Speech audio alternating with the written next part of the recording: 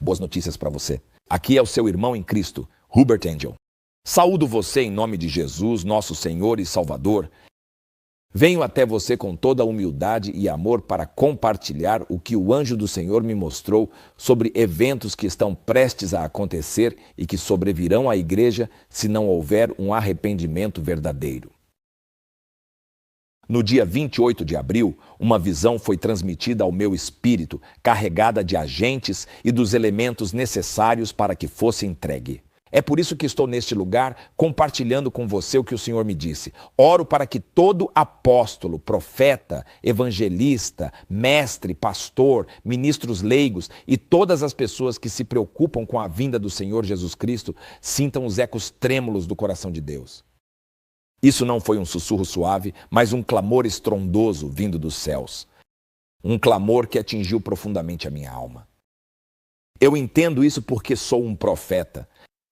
Me vi de pé à beira de igrejas, governos, partidos políticos, organizações onde os anjos do juízo estavam posicionados pelo Senhor. Não era algo com que se pudesse brincar. Suas formas radiantes incorporavam uma autoridade que enchia a atmosfera de admiração e terror. Estou falando de verdadeiro terror. A voz do Senhor ressoou crua e poderosa e ele disse: eis o juízo. Eu pude ouvir 3 vezes: eis o juízo, eis o juízo, eis o juízo. E fui envolvido por angústia. Um coro de clamores perfurava o silêncio, cada som impregnado de tristeza, vozes carregadas com o peso da condenação. Estou falando de ministros, profetas, apóstolos, sobrecarregados pelo peso da condenação e do desespero. Era uma sinfonia de sofrimento. Cada nota um lembrete da decadência moral. Ou melhor, da decadência moral que invadiu nossos santuários. Anjos pairavam prontos e determinados, com suas espadas desembainhadas ao som de cada palavra do céu, preparados para sustentar a verdade em um mundo tão desesperado por amor que está manchado pelo juízo. Meu coração se partiu ao ver rostos conhecidos no ministério, rostos conhecidos no governo, em círculos políticos, nos negócios, até mesmo aqueles que deveriam pastoreá-los, sem nenhum amor, alguns soterrados pelo peso de atirar pedras contra seus irmãos e irmãs em Cristo. Eram ministros atirando pedras uns nos outros. Lágrimas escorriam pelo meu rosto ao ver guerras começando e ouvir gritos de guerra. O sofrimento me envolveu. Estou falando de um sofrimento real que você podia sentir até mesmo em visões. Era um som que me abalou até o mais profundo do meu ser. Sua presença divina tocou meu coração, me impulsionando a proclamar. Ele me disse: abra a sua boca e declare aos meus ministros, a cada apóstolo, a cada profeta, a cada evangelista, mestre, pastor, declare a eles, a qualquer um que tenha um coração para ouvir, declare a eles. Você foi designado para compartilhar o meu amor, não o julgamento. Foi isso que ele disse. Minha respiração acelerou, uma urgência percorrendo minhas veias. Estou falando que eu podia sentir tudo em minhas veias, em cada poro do meu ser, em cada célula do meu corpo, eu podia sentir. Ele disse: agora é o momento do silêncio. Sua voz ecoou em meu ser, cheia de autoridade e compaixão. Eu senti o peso do coração de Deus. Irmãos e irmãs, irmãos ao redor do mundo, eu senti a compaixão do coração de Deus, ansiando por unidade entre o seu povo. Não uma unidade manchada pela amargura, desconfiança, injustiça, cisma, onde alguém diz: este é meu, e condenação disfarçada de preocupação pelo corpo. Você conhece pessoas que andam por aí pregando condenação, como se tivessem sido enviadas por Deus. Ele disse: não, eu não enviei ninguém, nem coloquei ninguém em tal ministério no meu campo. Então ele se voltou para mim e disse: reconstrua os altares do meu povo com amor. Seus clamores eram definitivos. Minha ira está diante de mim. O julgamento está começando dentro da minha casa. A cada dia, a igreja se fragmenta sob o peso de uma atitude julgadora, agarrando pedras para lançar contra outros ministros. Um ministro lutando contra outro. Outro ministro lutando contra outro. Eu não enviei vocês para se condenarem uns aos outros, ele disse, mas para abraçar, elevar e curar. Porque tantos ministros abriram feridas que não têm poder para curar e dizem que foram enviados por mim. E o Senhor disse: não sou eu. Então eu o ouvi falar com clareza e poder. Ele disse: diga aos ministros em toda parte que se arrependam. Aqueles que se fizeram capitães sobre o meu povo, condenando-os, eles devem se arrepender, pois eu nunca falei com eles. Eu nunca os enviei. Sim, muitos são meus, ele disse. Mas eu nunca os enviei ao campo para realizar tal tarefa, pois todos são meus servos, e todo servo segue ou permanece diante de seu senhor. Foi isso que eu disse. No entanto, alguns deles, ele disse, estão cheios de sinceridade e zelo, mas não do meu zelo. Seja lá o que eles pensem que eu os enviei para fazer, eu nunca enviei. Ele disse, eles dizem muitas coisas movidos pela preocupação de seus próprios corações, não do meu. Sim, o que dizem está correto. As preocupações deles são reais. Então diga àqueles cujas vidas estão fora de ordem, que servem no meu campo por dinheiro, por ganho material, que o julgamento começará pela casa de Deus. E avise aqueles que estão poluindo a minha casa com o pecado. Não há mais volta. O julgamento está começando. Então eu vi anjos do julgamento, anjos protestando, parados ali como se fosse um tumulto. E ele disse, vocês zombaram da minha graça e tomaram o meu amor como garantido. E eu estou voltando em breve. E o meu forcado de joeirar está em minhas mãos. E tudo o que eu preciso é que a minha igreja se mova em amor, não que lute entre si e atire pedras uns nos outros. Ele faz uma pausa. A atividade da hoste celestial aumentou ao meu redor. Eu podia ver, sentir e cheirar cada cor. Estou falando sobre sentir o cheiro de uma cor, não apenas o cheiro de uma coisa. Estava tudo ao fundo. Eu podia ouvir uma linguagem que eu não conseguia entender, bela e celestial. Era como se fosse um caos, mas bem planejado. E ele foi até meus fracassos e as ruínas dos altares, e eu pude ver meus próprios pecados, minhas próprias falhas. E ele disse, os altares foram negligenciados por causa da condenação. Um grito de angústia irrompeu dentro de mim.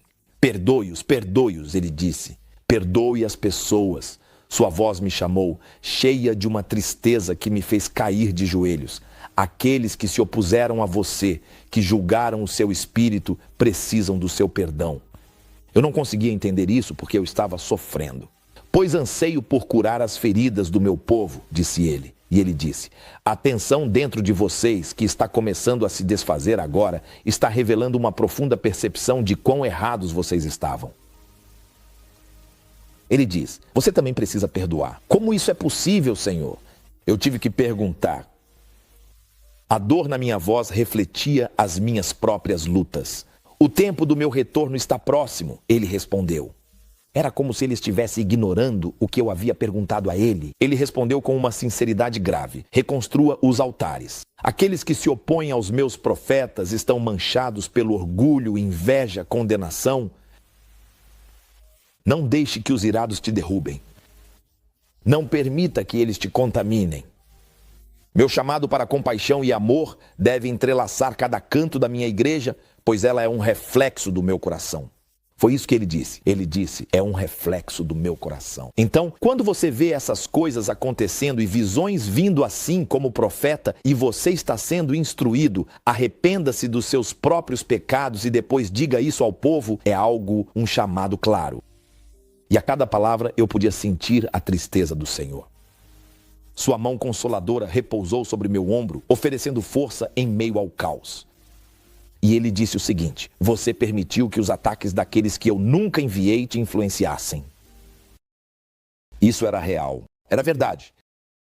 Ele disse, você permitiu que todos que te poluíram continuassem te poluindo. Você se desviou do chamado divino do amor, desperdiçando seu tempo com mágoas, em vez de abraçar o poder curativo do perdão. Isso foi direcionado a mim, não era para você.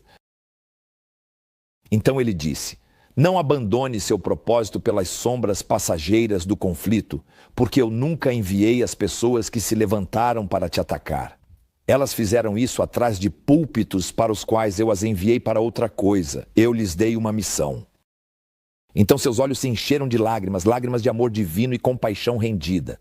Eu não enviei ninguém para julgar. Pelo contrário, eu envio você para amar e envio eles para amar. Um amor que transcende as falhas, os fracassos da humanidade, esses fracassos do meu povo. Há um mundo desesperado pela minha graça, mas vocês têm usado seus púlpitos para atacar uns aos outros, e é através das suas ações que eles verão o meu amor.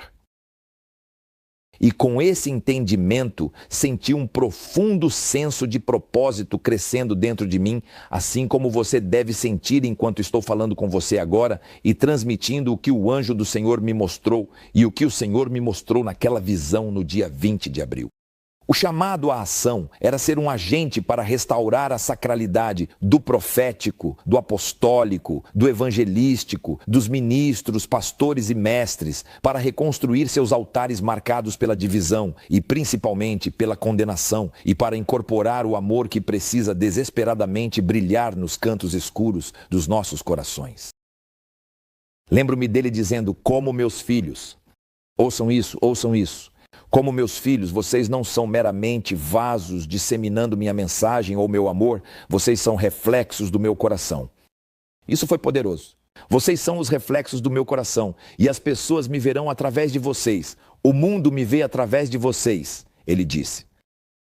Ele diz, através de suas ações, sua pureza, seu propósito, sua constante criação é o que o mundo verá. E então ele disse algo importante. Ele disse, para alguns, o único evangelho que eles lerão é você. Por isso, eu suplico a vocês, irmãos e irmãs, que permaneçamos firmes contra a maré de julgamento que cresce dentro de nossas igrejas. Que o amor expulse as sombras da raiva, do ressentimento e da condenação.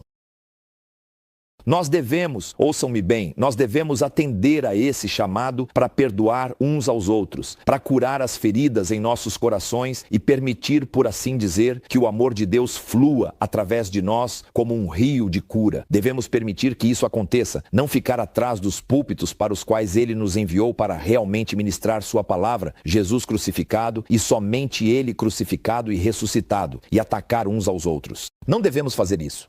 Seu retorno é iminente, irmãos e irmãs. E neste tempo sagrado de acerto de contas, que possamos escolher o amor em vez do julgamento, a graça em vez da condenação e o perdão em vez da amargura. Acima de tudo, como ele me falou com seriedade, uma seriedade profunda, devemos nos afastar do que quase foi dito à igreja em Corinto. E foi isso. Alguns diziam, eu sou de Paulo, eu sou de Apolo, e outros diziam, eu sou de outro. Devemos nos afastar disso. Devemos começar a proclamar que todos somos de Cristo.